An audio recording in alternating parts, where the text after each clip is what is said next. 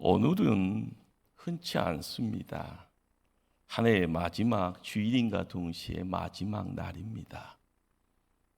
혹시 오늘이 내 인생의 마지막이라 그렇게 급작스럽게 찾아오면은요, 여러분은 기뻐하실랍니까? 아니면 후회하며 두려워하실랍니까? 기억하십시다. 인생에도 마지막이 있습니다. 세월을 아끼고 사십시다. 더불어 인간 역사에도 마지막이 있습니다. 이것이 기독교의 불변의 진리입니다. 고대 마야 캘런더라라는 것이 있다고 합니다. 이 달력은요, 2012년 12월 21일까지만 기록되어 있습니다. 그래서인지 12월 21일이 지구의 종말이라는 낭설이요, 프랑스를 중심으로 시작이 돼서 온 세계에 퍼졌다고 합니다.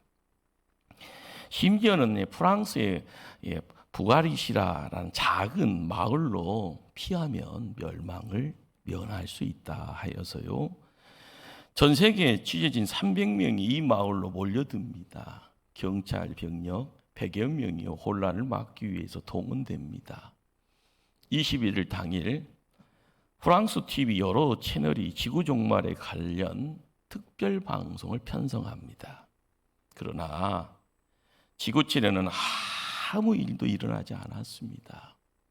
더 앞으로 시간을 돌리면 한국에서도요, 다비선교인가요? 1992년 10월 28일 난리 전 세계에서요, 카메라 들고 와서 취재 열기 뛰었던 기억이 납니다. 그러나 아무 일 일어나지 않았습니다. 예수님이 이 땅에 오셨던 로마 제국 시대부터요, 지금까지 세계 역사에서는 183번의 종말론 소동이 있었다고 합니다. 우리가 잘 알고 있는 노스트라무스의 지구 종말론 등 이에 준한 34개의 종말론들이 나돌았습니다. 모두가요, 불신앙적 작태요, 신학적 종말론에 대한 무지에서 비롯된 일입니다. 성경은 분명히 말합니다. 역사의 종착점, 종말은 분명히 있다. 이 땅의 모든 성도들에게요, 공통적으로 신앙의 고백의 자리에 함께하는 사도신경은 이런 이야기를 전합니다. 부활하시고 승천하신 예수 그리스도께서 심판하러 오신다. 우리는 매일 고백합니다. 사도신경의 3분의 2의 분량이 우리 주 예수 그리스도에 대한 고백입니다. 대부분 과거형이죠. 이 땅에 오셔서 공생의 삶을 살아가면서 이미 이루신 사역에 대한 고백입니다. 현재형이 딱 한 번 나옵니다. 하나님 우편에 앉아 계시다가. 미래형이라고 또 한 번 나옵니다. 심판하러 오시리라. 세상에 종교들이 있지만 기독교만큼 종말론이 정확하고 종말론이 강한 종교는 없습니다. 그도 그럴 것이요, 진정한 참 종교가 되려면 창조가 있습니다. 하나님이 창조하신 겁니다. 우리를 구원하기 위해서 구세주가 오셔서 부활하셨습니다. 우리가 가야 될 영원한 세계가 있어야 합니다. 창조와 부활과 영원한 세계가 없다고 하면은요, 세상 다시 바뀌어질 겁니다. 인간 구원하는 종교는요, 모습을 감출 겁니다. 우리는 종종 종말론, 말세론이라는 말을 종종 사용하거나 듣곤 합니다.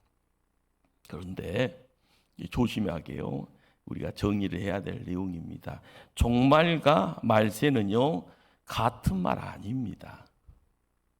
최대 공학으로 이야기하면은요, 비스무리해서 같은 뉘앙스죠. 그러나 이것을요, 실제적으로 딱 들어가면 전혀 다른 말로 찾아오기에 분명히 구분해서 사용해야 합니다.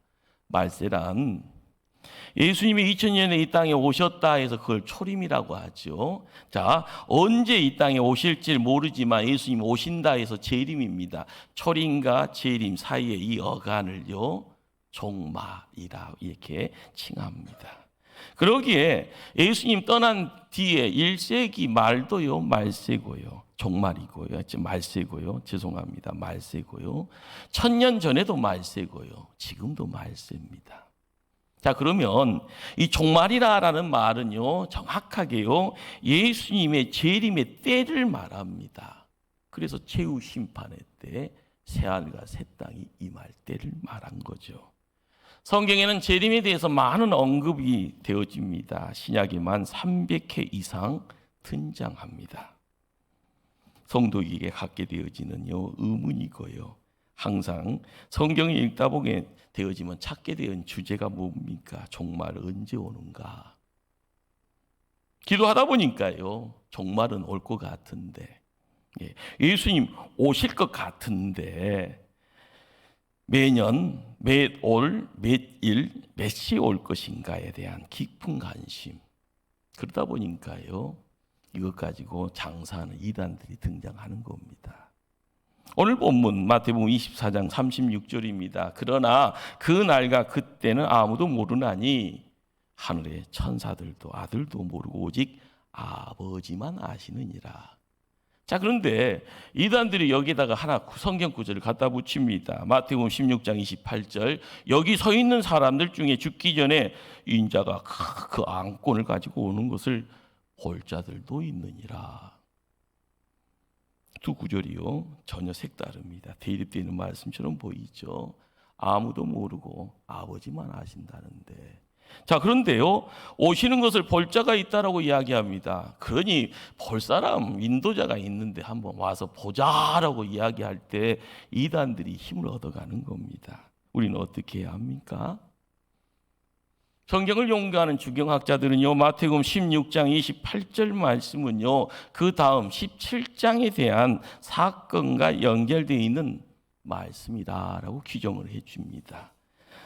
생각을 너무요 오픈하지 말라는 겁니다. 자, 마태복음 17장에 예수님이 변화산에 올라가십니다. 자, 그곳에 모세와 엘리야가 등장합니다. 깜짝 놀랐죠. 자, 하나님이 어떤 분인가라는 것을 보여주는 사건입니다. 성부의 하나님, 성자의 하나님, 성령의 하나님이 우리의 삶 속에 들어와야 되건만, 우리가 보아야 되지만 그것을 볼 수 없기에요, 퍽퍽한 내용들이 거기 있습니다. 십자가에서 죽으셔야만 하고요, 만인을 구원하시기 위해서 십자가를 지고 나가는 그 자리에 죽음의 자리가 있지만, 부활의 내용을 통하여 만왕의 왕이 되어지는 그 놀라운 그 사건을 말씀하십니다. 바로 그 자리에요, 베드로가 있고 야고보가 있고 요한이 동참합니다. 그들이 그 자리에서 두 눈으로 보았다는 것이죠. 이 사건을 두고 이야기 되어지는 내용이다라는 것입니다. 이 말씀을 여러 번에 걸쳐서요, 예수님 말씀하시고 예수님은 십자가를 지고 가신다라는 것을 제자들에게 3번에 걸쳐서 이야기합니다. 그리고 부활 후에, 승천의 이후에도요, 예수님은요, 뭔가를 이야기하시고자 하실 때 보혜사 성령에 대한 이야기를 우리가 더 확연하게 이야기해 줍니다.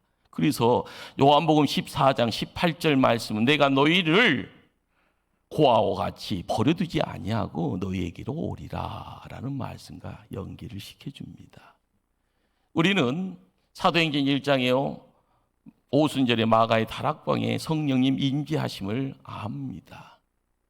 이 땅에 신약시대에 교회가 세워졌고요, 교회 안에 있는 하나님의 백성들을 통하여 하나님 나라가 세워진다라는 것, 그러기에 예수님 알았더니 우리에게 영생이라, 이 땅에서 영생을 통하여 하나님 백성이라 내가 죽어서 하나님 나라 온전하게 간다. 이 모든 것의 인도자가 누굽니까? 하나님입니다. 성령 하나님. 분명히 예수 그리스도의 재림의 날도 있습니다. 그러나 정확한 팩트는 아무도 모릅니다. 신앙생활을 하다가요, 어떤 사람이 와서요 큰 소리 낼 수 있고요, 어떤 단체에서요 이쁜 옷 입고 와서요 뭔가를 이야기할 수 있습니다. 갑자기 책을 읽다가 예수님 재림의 날짜를 예언하면 무조건 이단입니다. 명심하시기 바랍니다. 그렇게 생각해야 됩니다. 백발백중 이단입니다. 재림의 날짜를 알고 있다고 이야기하는 책자나 그런 목소리를 내는 사람들 이단입니다. 예외 없이 이단입니다. 우리가 말씀을 읽어가면서요, 마음속에 품어야 될 진리가 뭔가 반드시 오신다. 그러나 그날 그리고 그때는 모른다. 이것이 진리입니다. 그래서 우리는 오늘이 내 인생의 마지막 날인 것처럼 깨어 있어야 합니다. 내 생의 끝날까지 열심으로 주님 만남을 준비해야 합니다. 내 삶의 모든 것을 계획하고요, 그리고 계획으로 끝나는 것이 아니라 내 삶을 들어가면서요, 최선을 다하며 책임을 다해야 합니다. 이것이 기독교의 종말론이고요, 종말의식입니다. 확실히 예수님 언제 재림하는가 하는 것을요, 학생들에게 가르쳐주는 선생님 없듯이요, 성경에는요 그런 흔적이 없습니다. 천국이 어떤 곳이고 지옥은 어떤 곳인가, 이걸 또한 정확히 설명하려고도 하지 않습니다. 가톨릭에서 이야기하는 그 중간 세계인 연옥이 있는가 없는가에 대한 대답할 마음도 없습니다. 그러면 오늘 본문은요, 뭘 전하려고 합니까? 그렇습니다. 오늘이 종말인 것을 알았으면은요, 깨어서 거룩하고 경건한 삶을 살아가는 겁니다. 오늘 예수님이 호련히 재림한다고 할지라도 부끄러움이 없는 삶을 살라, 이렇게 말하는 겁니다. 오늘 읽었던 32절에 나오는 말씀이죠. 팔레스틴 그들은요, 무화과 나무가 잎사귀 되면은요, 곧 여름이 온다라는 것, 애나 못 배운 사람이나 나이 든 어른이나 다 압니다. 현 시대에 우리도요, 종말의 여러 징조들이 보이기 시작하면 종말이 임박한 줄 알고 깨어 준비하면 됩니다. 마태복음 24장을 종말장이라고 합니다. 종말의 징조들이요, 거론이 됩니다. 무슨 내용이 있을까요? 이단들이 많아질 것이다. 적 그리스도가 나타나 미혹하게 될 것이다. 난리와 기근과 지진이 일어날 것이다. 그런데 더 강해지고 더 빈번해질 것이다. 복음이 온 세상에 전파되어질 것이다 이야기합니다. 그런데요, 지금이 그 옛날보다도 성경이 말하는 많은 종말의 징조들이 더 많아지고 더 파워가 강해지고 있다는 겁니다. 그러기에 오늘 말씀 중에요, 깨어있는 자, 멸망받는 자의 삶의 스타일을요, 노아라는 한 인물을 통하여서 노아의 때를 거론하며 우리에게 교훈을 해줍니다. 우리 노아라는 인물 잘 알지 않습니까? 노아의 방주. 홍수 심판을 준비하라 하나님의 말씀 앞에 순종하는 사람이 노아였고 노아의 식구들입니다.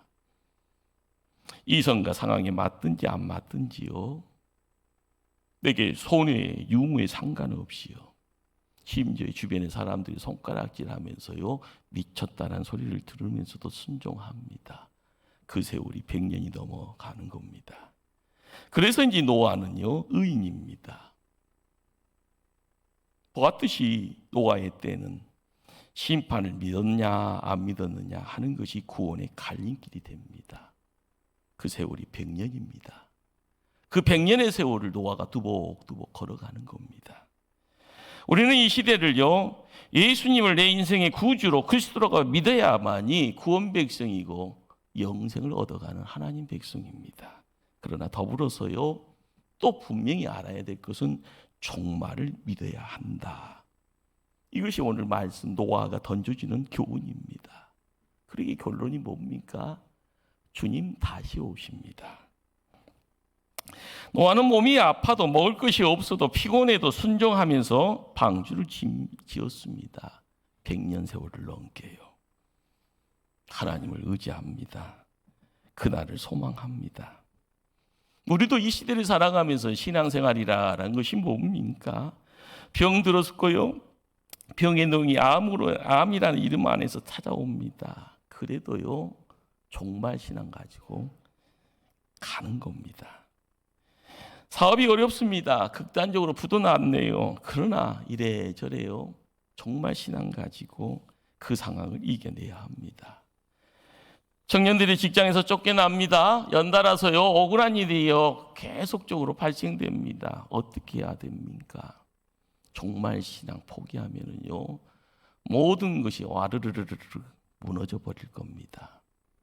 이것이 노아라라는 한 의인이 던져주는 교훈입니다. 자녀가 실패했고요, 자녀들에게 전화하기를 두렵다고 합니다. 그러나 보여진 것 때문에 속이 문드러집니다. 그러나 하나님께 예배 드려야 될 때요, 나와서 무릎 꿇는 것, 이것이 정말 신앙입니다. 노아의 홍수, 최후 심판의 모형이라 한다면은 노아의 방주는요, 구원의 모형이 됩니다. 심판을 믿지 않았던 사람들은요, 철저히 하나님 모른다고 하나님 말씀 조롱합니다. 노아와 믿고 순종하는 식구들 비웃습니다.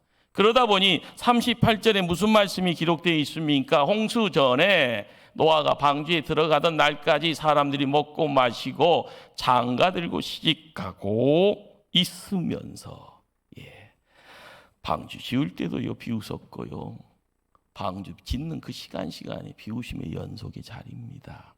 하늘에서 비가 쏟아집니다. 사람들이요 뭐라고 합니까? 그러다가 끊치겠지 하면서 쳐다봅니다. 노아가 때가 되어서 방주의 문을 닫습니다. 들어가는 날까지 믿지 않습니다. 그때까지 사람들 먹고 마시고 장가들고 시집가고 있었더라. 모든 이들이 종말에 대해서 무관심했던 겁니다. 루세 때와 같으리니 사람들이 먹고 마시고 사고 팔고 신고 집들 짓더니, 누가복음 17장 28절 말씀. 루스라는 인물은요, 아브라함 때 소돔과 고모라의 그 화려한 장소에서 살았던 인물입니다. 먹고 마시고 사는 것이 잘못됐다는 얘기입니까? 시집장가 가는 가정생활을 부정한다는 얘기입니까? 사고파는 장사회기가요, 문제가 있다는 얘기입니까? 집을 짓는 사업체 경영하는 것이 잘못됐다는 말입니까? 그런 소리 아닙니다. 소돔과 고모라가 하늘의 멸망의 내용들을 품게 되어지는 복의 자리가 아니라 재앙의 자리가 되어지는 이유가 뭔가? 목고라는 트론코네스라는 이 언어가 무슨 의미를 갖고 있는가 하면은요, 욕망에 욕구에 푹 빠져 다른 일에 무관심한 상태를 말한다고 합니다. 무슨 얘기일까요? 이 시대를 살아가면서요, 신앙이다라고 이름 붙여진 성도가 머리에는요 명찰은 닳고 있지만 일상에 도취되어서 영혼을 잃어버린 상태입니다. 천국과 종말 신앙을 상실한 상태입니다. 죄에 빠져서 하나님의 말씀 듣지 못하는 상태고요, 세속적인 일이 삶의 전부라고 거기에 올인하고 있는 상태입니다. 육적인 일이 인생의 모든 목적이 되어버린 상태를 말합니다. 사람이 아닌 겁니다. 그때 예수님 오신다는 겁니다. 지금은 오늘 한국 땅이랑 너무 비슷합니다. 지금 한국 선진국 소리 듣죠? 그 어느 때보다도요, 먹고 마시고 입고 장사하고요, 세상에 누구나 다 인정해주는 그런 세상에 살고 있습니다. 내 집 크게 짓고 자동차도 큰 걸 타고 이런 좋은 가치들, 너무 중요하게 생각하는 그런 내용들 가지고요, 분주하게 바쁘다 하면서 세상에 올인하고 있는 세상, 지금이 바로 말세입니다. 신약의 초대교회, 예수님이 부활하신 이후에요, 곧바로 재림하실 것이라 기대했던 사람 많았습니다. 그런데요, 시간이 지나갑니다. 예수님의 재림이 늦어지자 사람인지라 조바심을 갖게 됩니다.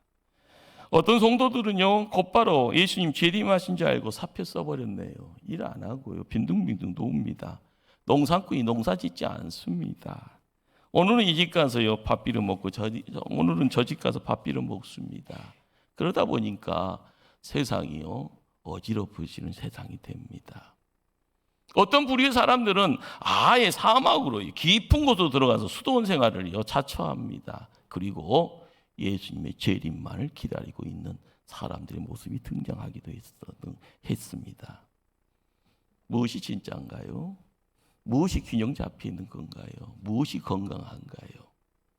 종말이라는 이름 속에서 이야기되어지는 그 내용들입니다. 말세다라고 이야기되어지는 세상에 살고 있으면서 예수님이 오시는 그 자리, 그 시간.